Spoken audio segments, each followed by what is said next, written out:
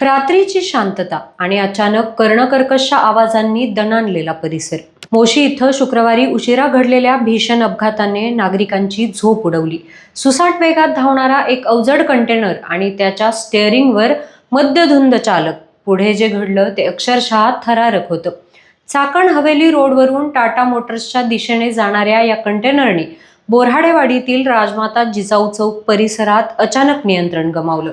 समोरून येणाऱ्या आणि रस्त्याच्या कडेला उभ्या असलेल्या तब्बल 7 ते 8 चारचाकी वाहनांना एकामागून एक जोरदार धडक बसली. गाड्यांचा चक्काचूर झाला. काही पादचारी आणि दुचाकीस्वार याच्यामध्ये जखमी झाले आहेत. क्षणात परिसरात भीती आणि संतापाचं वातावरण निर्माण झालं.